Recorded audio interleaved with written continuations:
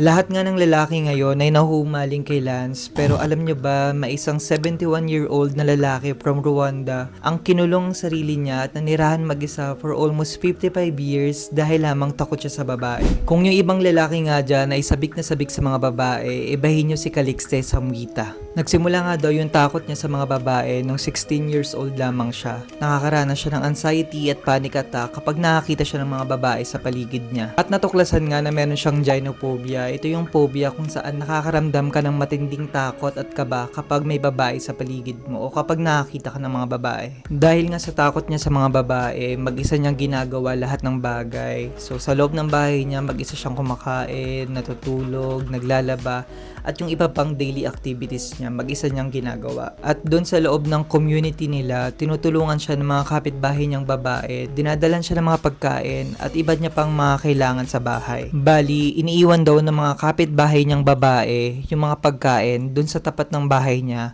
Tapos, kapag nakaalis na yung mga babaeng yun, tsaka niya lang kukunin yung mga iniwan na supplies para sa kanya.